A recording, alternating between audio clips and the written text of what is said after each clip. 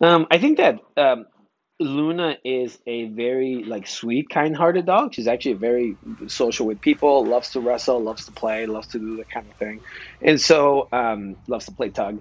And so as soon as you're able to do that with a dog like her, like they almost immediately bond with you, right? It's just a matter of like one session of roughhousing and throwing the dog around and just kind of behaving the way they want you to behave. Really gets excited enough where they remember that experience, and so the next time they see you, they want to continue working with you and kind of let you into their circle. And so the approach for the dog was just a matter of like having fun with them right from the start and making sure you have that strong relationship. I always take the toy from her, so I want her to be okay to come over to me and like hold the toy and not feel like I'm gonna take it because then we can create resource guarding possession and all that kind of stuff. Not all the time, but I just don't want to take the chances. And that's just how I am with every dog. So one of the reasons why Luna was here at FAO was to just deal with her severe reactivity. They've been to a couple of different training places that were unable to help her. And, a lot of our experience, and kind of how we started FAO was working really with, really challenging cases, specifically bullet breeds. And so we felt that they felt that we were the right choice to help them with their dog. They decided to, come here and get some help. So Luna's major challenge was just dog aggression, dog reactivity. And when we talk about like dog reactivity or aggression, we talk about it into what we call like true aggression, right? Like if a dog sees another dog, right away they can fixate and actually, not just like bark or get excited, but actually try to go out for to cause severe damage, right? Alrighty, so we're going to bring Luna in here. We have Sunny in the room as well. Inability to incentivize letting things go. And she's got to understand that the leash is not holding her back, but it's a form of communication. You could see Sunny's leash is nice and loose, and Paige is able to manage it in a certain way.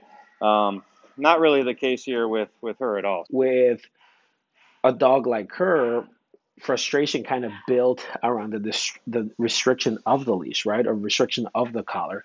And so anytime she pulls towards the dogs, that frustration kind of kicks in, and if anything, fuels her aggression. So we wanted something that she can understand and learn to use that wasn't based on mechanical skills for the handlers. So that right here is one of the reasons we won't use a mechanical collar with her, is because she's got like that reflex. Every dog does, but for her, it's just specifically like developed really well.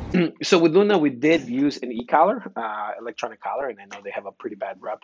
And so they have a bad rep because how people use them. And so when introducing a dog like Luna to it, you got to find out like why you're doing it, right? And so for us, anytime that I use an e-collar is more or less to create a bigger world for them, more freedom. So dog park stuff, off leash stuff, dog beach, hiking, like that kind of stuff. And some sport work for dogs that are going into that. And so the main reason why we use an e-collar for Luna was because her frustration of just being on a flat collar or in a harness or even the training equipment. So she doesn't see the leash as opportunity to earn food from me. She doesn't see it as a form of communication. She just sees it a thing that's preventing her from getting what she wants, and now it's just adding more and more stress. So we got to be able to get her to disengage. Luna, and you can see that she's doing everything she can to not turn around. Okay, she's so fixated on him. So that's going to be a big problem. So when we start off with Luna, just like we start with any other dog, it's that we start off with markers and basics, right? Making sure that the dog's got strong responses to markers, which is like reward cues, right? We know that sit, we know that a heel, right? And we know that you also know down and know your reward markers. And so using what we've taught you, let's start navigating through some of these more difficult scenarios, right? Whether it's like, passing other dogs, doing place while holding a position and other dogs are around you.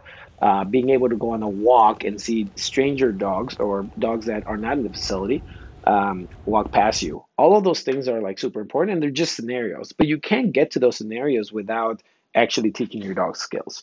And so when you have a dog like her that is so willing to please, and then that's kind of where you need to set your standard in order to have those level of day-to-day controls. And so it's a step by step process. But for right now, like it's two different dads, and we're quite happy with that.